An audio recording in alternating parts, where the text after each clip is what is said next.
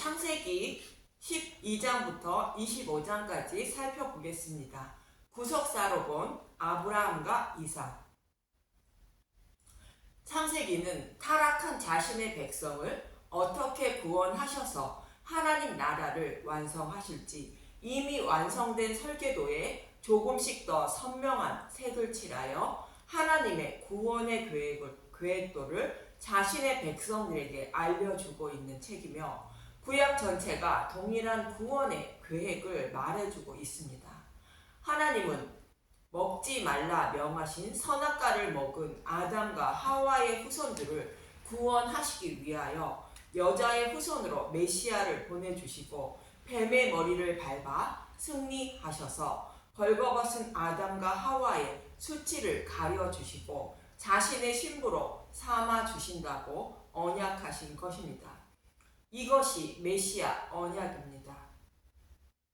이 언약의 말씀을 어떻게 이루어 주실 것인지 여러 모형으로 반복하여 말씀하고 있는데, 노아의 홍수 심판은 진리의 말씀과 비진리의 말씀이 합쳐지면 홍수를 이루어 반드시 심판을 받게 된다고 말씀하시는 것이며, 그런 중에도 노아와 같이 여호와께 은혜를 입은 자는 진리의 말씀을 듣고 볼 수 있는 분별의 능력을 곧 믿음을 선물로 받아 믿음으로 방주를 만들어 생명을 살리게 된다는 것입니다.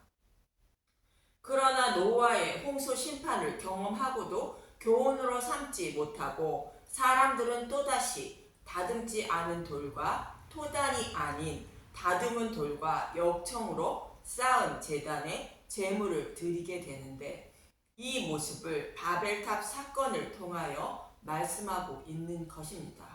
이렇게 바벨탑을 쌓은 자들은 하나님은 서로 알아듣지 못하게 하셔서 사람들을 흩으셨고, 그들 중에서 자신의 백성을 구원하시기 위하여 약속하신 메시아를 보내주신다고 말씀하시는데, 아브라함의 후손으로 메시아를 보내시고 그로 말미암아 천하 만민이 복을 받게 된다고 말씀하십니다. 하나님은 창세기 12장 1절에서 3절을 보면 여호와께서 아브라함에게 이르시되 너는 너의 고향과 친척과 아버지의 집을 떠나 내가 내게 보여줄 땅으로 가라. 내가 너로 큰 민족을 이루고 내게 복을 주어 내 이름을 창대하게 하리니 너는 복이 될지라. 너를 축복하는 자에게는 내가 복을 내리고 너를 저주하는 자에게는 내가 저주하리니 땅의 모든 족속이 너로 말미암아 복을 얻을 것이라 하신지라. 하나님은 갈대아 우르에 살고 있는 아브라함을 부르시는데, 갈대아 우르는 훗날 이스라엘 백성들이 바벨론 포로에 끌려간 땅으로 하나님은 아브라함을 바벨론에서 불러내시는 모습임을 알 수 있습니다. 이 모습은 노아의 홍수 심판을 보고도 다른 복음으로 하나님을 섬겨 영원한 안식을 누리려는 자들이 살고 있는 곳의 상징인 바벨론에서 아브라함을 부르시는 모습입니다. 하나님이 미리 아시고 택하신 아브라함을 불러 믿음에 이르게 하시고 자신의 백성으로 삼아 주시기 위하여 바벨론에서 불러내시는 것으로 진리의 말씀을 듣고 분별하게 하셔서 아브라함을 바벨론에서 나올 수 있게 하신 것입니다. 택하신 자신의 백성을 부르시는 모습을 아브라함을 바벨론에서 곧 갈대아 우르에서 부르시는 모습을 통하여 말씀하고 있는 것입니다. 이 모습은 마치 미리 아신 아브라함의 후손인 이스라엘 백성을 애굽에 살게 하셨다가 모세를 불러내어 광야에서 믿음에 이르게 하시고 약속의 땅을 기업으로 주시는 모습과 같은 것이며, 홍수 심판 전에 노아에게 은혜를 베풀어 주셔서 120년 동안 방주를 만드는 믿음을 주시고 생명을 살려주시는 모습과 동일한 말씀입니다. 이 모습을 사도 바울은 로마서 8장 30절에 이렇게 말합니다. 또 미리 정하신 그들을 또한 부르시고 부르신 그들의 또한 의롭다 하시고 의롭다 하신 그들을 또한 영화롭게 하셨느니라.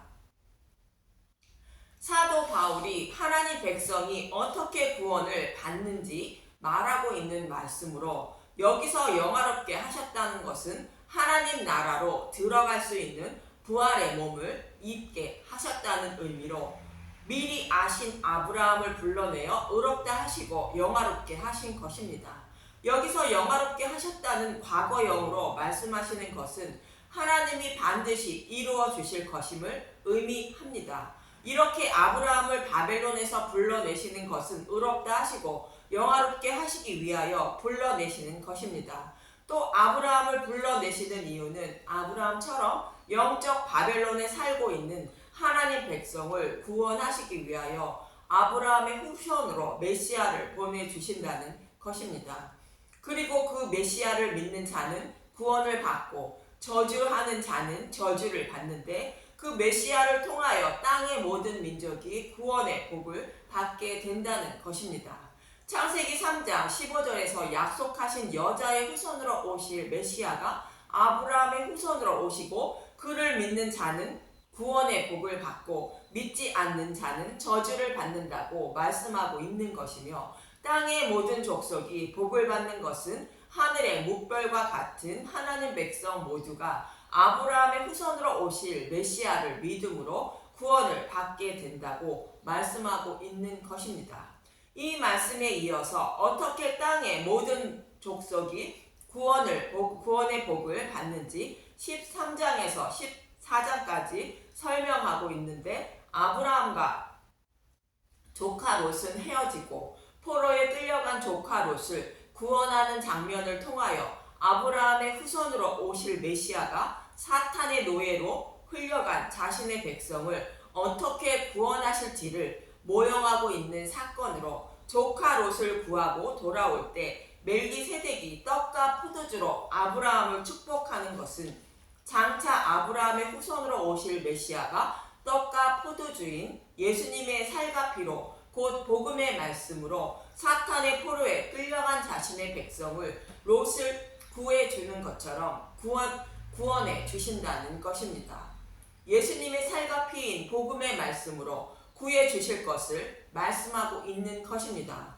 그리고 15장에서는 복음의 말씀으로 조카 롯처럼 구원받은 하나님 백성들을 하늘의 묵별처럼 많게 하신다고 약속하시는데 자손이 없던 아브라함에게 자손을 주셔서 곧 여자의 후손으로 오실 예수님을 말씀하시고 있고 이 약속을 이루어 주신다고 약속하시자 아브라함이 이를 믿음으로 하나님은 그를 의로 여기셨다는 것입니다. 창세기 15장 6절 아브라함이 여호와를 믿으니 여호와께서 이를 그의 의로 여기시고 아브라함이 이를 믿음으로 의로 여김을 받은 것은 아브라함이 믿음이 있어서 이렇게 말씀하시는 것이 아니라 이런 믿음을 가지도록 인도해 주실 것이므로 이렇게 말씀하실 것임을 알 수 있는데 17장에서 할례를 행하는 것을 통하여 알 수 있습니다. 이 말씀을 드리기 전에 아브라함은 하나님이 약속하신 약속의 땅을 기업으로 주실 것을 믿을 증거를 보여달라고 청하자 하나님은 쪼갠 고기 사이로 지나시면서 하나님의 이름을 걸고 맹세로 보증해 주십니다. 이것이 곧 횃불 언약인 것입니다.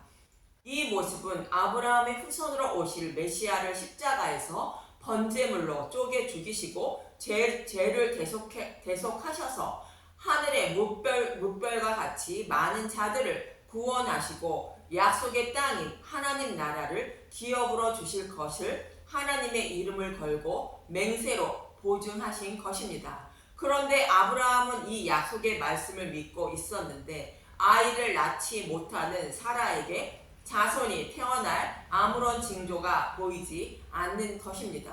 그러자 아브라함은 자신의 소견대로 이것이 하나님의 뜻일 거야 하고 생각하고 사라의 종 하갈에게 들어가 짝퉁인 약속의 자손 이스마엘을 낳게 됩니다. 사도 바울은 이 모습을 다른 복음인 율법이라 말해주고 있습니다. 이런 아브라함의 모습을 본 하나님은 창세기 11장 1절에 이렇게 말씀하십니다. 창세기 11장 1절 할례 언약의 표징.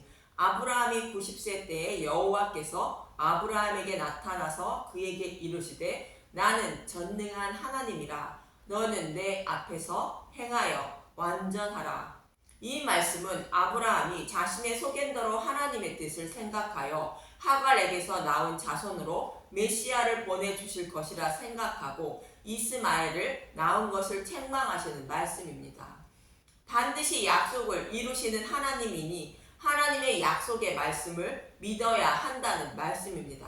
그러면서 아브라함이 창세기 15장 6절에 약속의 말씀을 의로 여기신 것처럼 약속의 말씀을 믿을 수밖에 없는 표시를 아브라함의 몸에 하시는데 포피를 베라는 것으로 할례를 행하라는 말씀에 할례를 행하게 됩니다.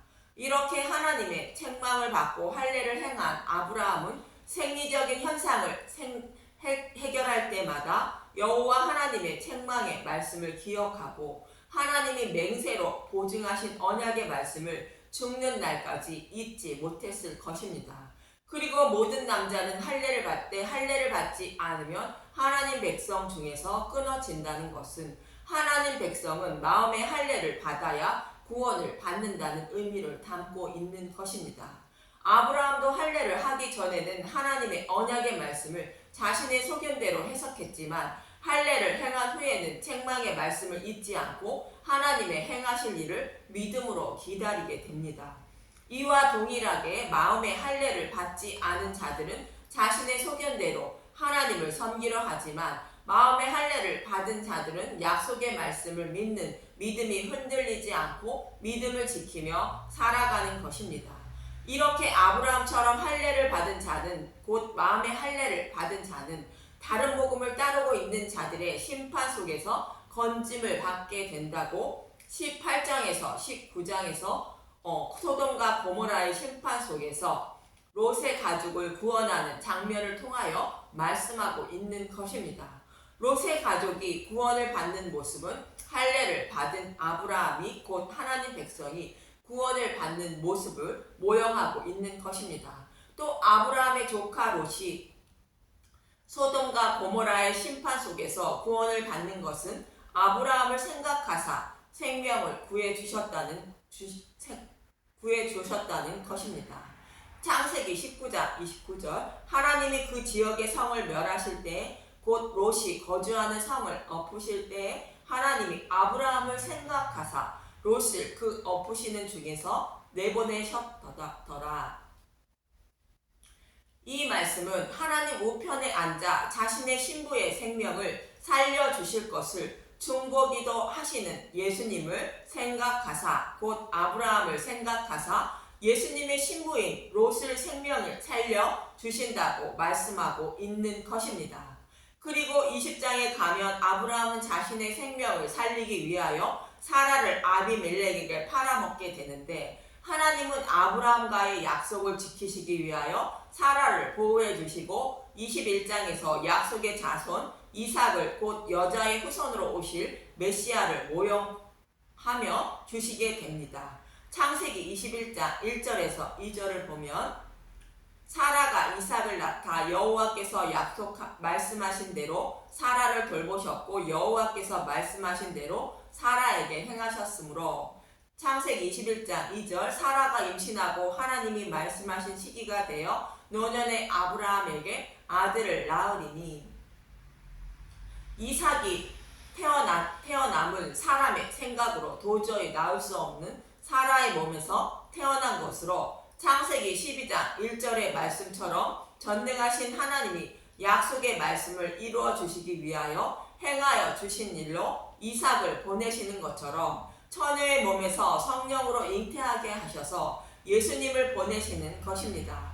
사람의 생각으로는 도저히 일어날 수 없는 일을 전능하신 하나님이 행하여 주신 것으로 이삭은 예수님이 오실 모형으로 태어난 것입니다. 이렇게 이삭이 곧 복음이 태어나자 하나님은 아브라함의 소견으로 태어난 이스마엘을 곧 율법을 쫓아내시는 것으로 율법을 완전하게 해주신 복음의 시대가 되었으니 율법으로 정죄를 받지 않는다는 뜻이며, 모세가 광야 38년간 광야에서 생활한 이스라엘 백성을 여호수아에게 인도하고 생을 마감하는 모습과 동일한 것입니다.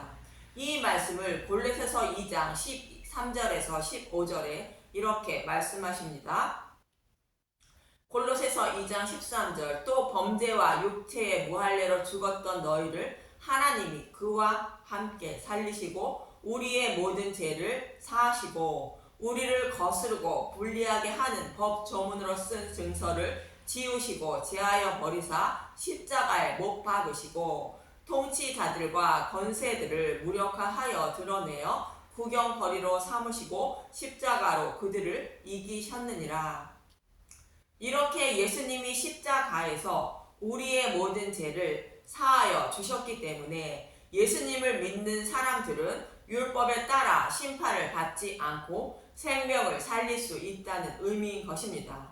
이러한 일을 해 주시기 위하여 예수님이 십자가에서 대속 제물로 죽으셔야 죽을 수밖에 없는 우리의 생명을 살릴 수 있다는 것으로 예수님의 모형으로 태어난 이삭을 모리아 산에서 번제로 드리라 말씀하고 있는 것입니다. 이 명령을 들은 아브라함은 이삭을 데리고 모리아 산을 향하는데 창세기 22장 4절에 제3일에 아브라함이 눈을 들어 그것을 멀리 바라본지라. 아브라함이 눈을 들어 제3일에 그것을 멀리 바라본 것은 창세기 15장에서 약속하신 말씀대로 아브라함의 후손으로 오실 메시아가 쪼개진 제물처럼 대속의 제물로 죽으시고 부활하셔서 우리의 생명을 살려주신다는 약속의 말씀을 이루어주신 그날을 바라본 것입니다. 그리고 하나님은 이 약속의 말씀을 반드시 이루어 주신다고 이삭을 대신하여 양을 준비하여 모리아 산에서 번제로 곧 십자가에서 드리게 하신 것입니다. 그리고 23장에 가면 사라가 죽게 되고 아브라함은 매장지로 밭이 딸린 막벨라 굴을 충분한 값을 주고 사게 됩니다. 한 알의 밀이 되어 땅에 떨어져 죽어 새 생명이 태어나 많은 열매를 맺으실 예수님의 모습을 죽은 후에도 소망하며 살아간다는 의미를 담고 있는 것입니다. 그리고 아브라함은 24장에서 이삭의 아내를 찾아 신부로 맞아들이게 하는데, 이 모습은 모리아산에서 번제로 드려진 이삭이 곧 예수님이 신부를 맞이하는 모습으로 예수님의 신부를 어떻게 부름을 받아 예수님의 신부가 되는지 말씀하고 있습니다. 이삭의 신부를 찾기 위하여 아브라함은 그의 늙은 종에게 심부름을 시키는데, 여기서 이삭은 죽으시고 부활하신 예수님을 말하고 있습니다. 늙은 종은 예수님의 종들인 말씀을 전하는 전도자들을 상징하는 것입니다. 늙은 종은 그의 주인이 시키는 대로 나홀의 성에 들어가 우물 곁에서 물동이를 메고 오는 리브가를 만나게 되고, 리브가는 이삭의 신부가 되는 것입니다. 이 말씀은 죽으시고 부활하신 예수님의 살과 피로 자신의 신부인 교회를 어떻게 맞이하게 되는지 모형으로 보여주고 있는 것입니다. 이 말씀은 다음 시간에 야곱이 자신의 신부 라헬을 우물가에서 맞이하는 장면을 통하여 말씀드리도록 하겠습니다. 다음 시간에는 야곱에 대하여 알아보도록 하겠습니다. 감사합니다.